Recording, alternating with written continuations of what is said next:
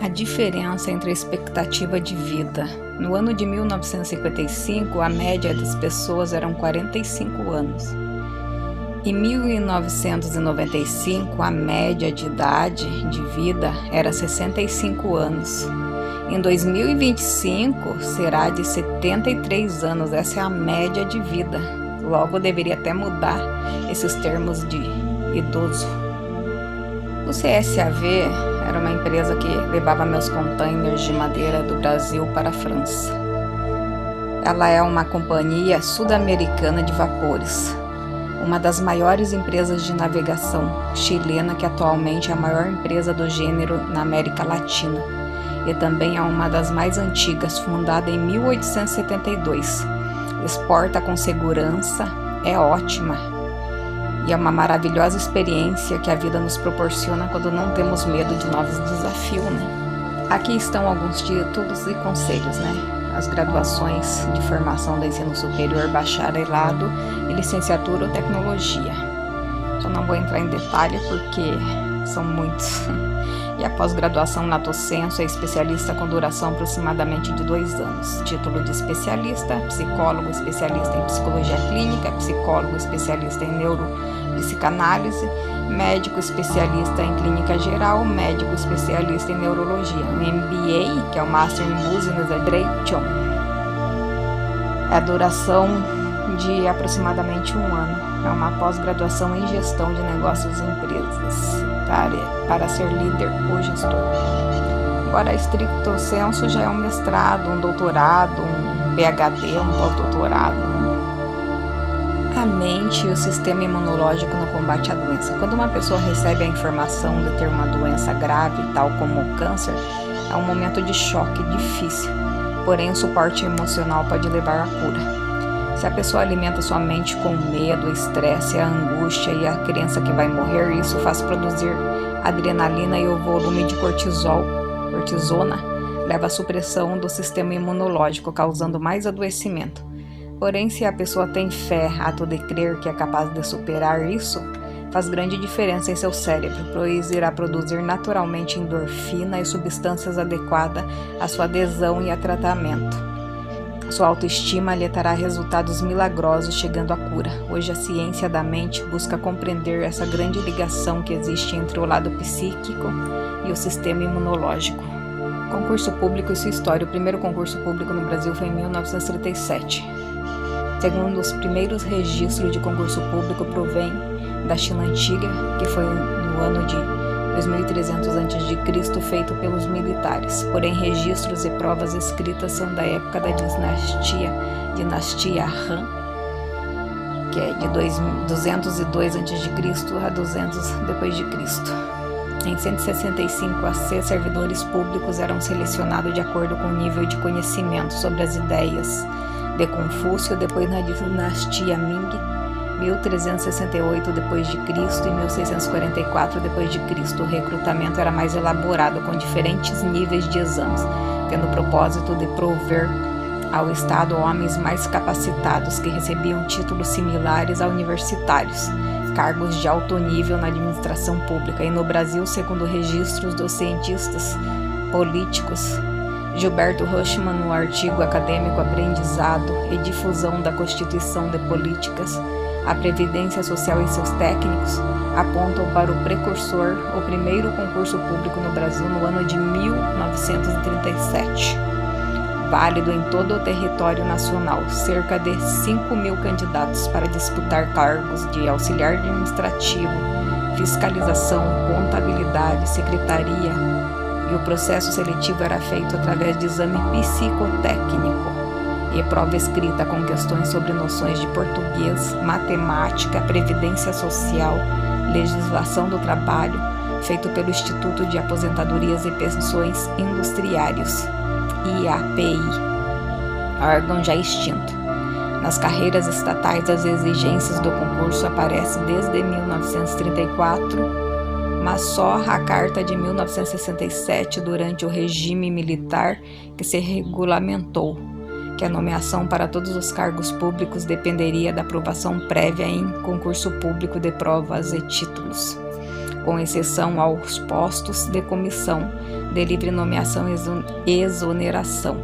Mas após isso, a Constituição Federal de 1988 regulamentou o concurso público, mecanismo obrigatório na contratação de servidores públicos no Brasil. A investidura em cargo e emprego público depende da aprovação prévia em concurso público de provas e títulos, de acordo com a natureza e a complexidade do cargo ou emprego, na forma prevista em lei, ressalvada a nomeação para o cargo em comissão declarada em lei de livre nomeação e exoneração. Até quando vai ter concurso público? Até quando vai permanecer concursados?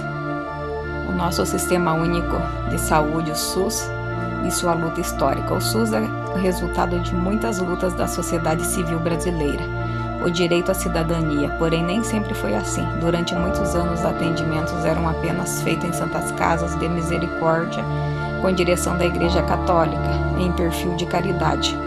Em seu maior avanço, a saúde era direito apenas conquistado pelo trabalho principal urbano. Logo, crianças, donos de casa, jovens, desempregados, idosos sem aposentadoria, autônomos informais, desempregados, etc., não teria acesso à saúde. Ou seja, os serviços médicos eram inacessíveis à maioria dos brasileiros.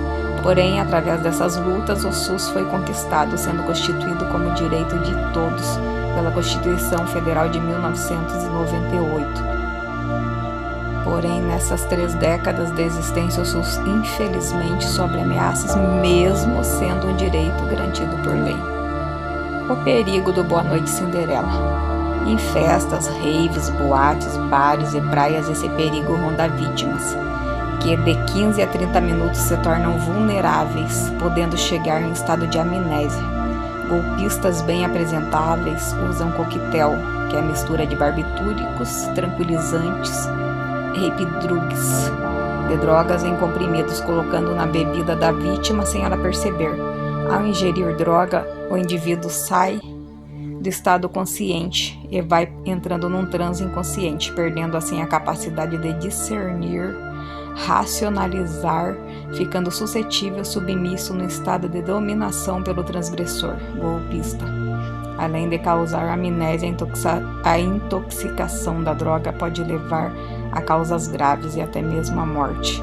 Cuidado com estranhos quando está buscando diversão, você busca, ele não, ou ela não. Quando um coração tem uma parada cardíaca, a sobrevida é reduzida de 7% para 10% a cada minuto.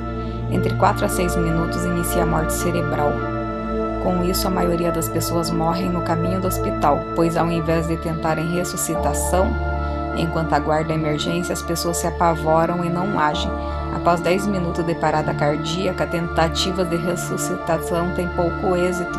O cérebro, para continuar vivo e controlar o sistema nervoso central, precisa de oxigênio. E para seu pleno funcionamento é necessário 3 elementos: as vias respiratórias, a respiração e a circulação. Através de vias respiratórias, o oxigênio circula. A respiração faz com que o ar penetre nas correntes sanguíneas através do pulmão. E essa circulação de sangue transporta oxigênio ao cérebro e todos os tecidos dos corpos, sendo bombardeado pelo coração. Então é muito importante saber fazer reanimação cardiopulmonar, ARPC, seja para socorrer alguém num acidente ou alguém em casa, não importa a sua formação profissional. O conhecimento em salvar vidas é necessário. Para socorrer, chame o socorro médico.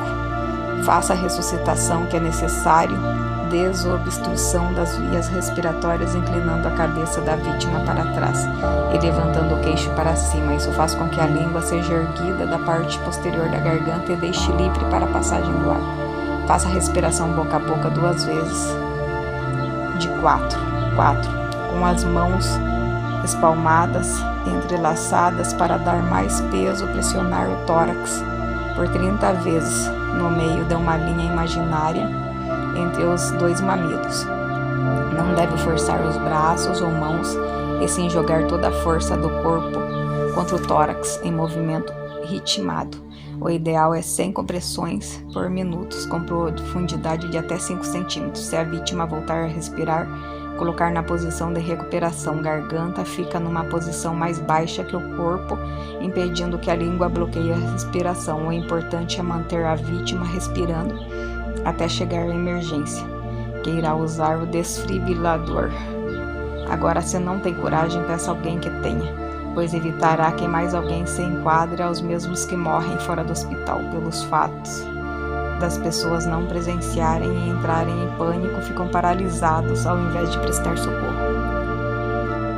Pelo fato das pessoas que presenciam entrarem em pânico, ficam paralisados ao invés de prestar socorro. A Organização Mundial da Saúde iniciou seu trabalho em 1948, com 61 países membros, atualmente 194 membros. O Conselho Executivo, com 34 membros e eleição a cada 3 anos, tem o mais alto padrão inovador de ciências, com ações independentes e focadas na saúde. Desde 1922, serviços estaduais de saúde pública passaram a desenvolver atividades pioneiras com a atuação de Geraldo Horácio de Paula Souza, diretor do Instituto de Higiene da Faculdade de Medicina de São Paulo. Naquela época, ele era responsável pela Direção-Geral do Serviço de Saúde Pública do Estado. Com isso, dedicou seu estudo à organização dos órgãos que dirigia depois do ano de 1925. Propôs a reestruturação global da repartição estadual, com resultado a educação sanitária em nível médio, a origem da educação em saúde no Brasil. Em vida, as pessoas podem ver nossos gestos e agradecimentos, então ame, realize sonhos, mude tudo se for preciso, pois na cidade do silêncio não existe reticências, apenas ponto final. Não deixe o orgulho impedir de dar uma flor em vida, para que a culpa não lhe faça dar flores e flores na morte. Aqui jaz os sonhos sepultados para todo sempre. Dia dos Finados é o dia dos fiéis defuntos. O Dia dos Mortos é celebrado pela Igreja Católica no dia 2 de novembro. Desde o século II, cristãos rezavam pelos falecidos quando visitavam os túmulos dos mártires. No século V, a Igreja, em suas inovações, dedicou um dia ao rezar pelos mortos já esquecidos. No século X, o abade Odilo de Cluny pedia aos monges que orassem pelos mortos, mas só no século XI que os papas Silvestres II, em 1009, João XVII, em 1009, Leão IX, em 1015, obrigavam a comunidade a dedicar um dia aos mortos, e no século XIII foi oficialmente decretado o dia 2 de novembro, Dia dos Mortos Finados.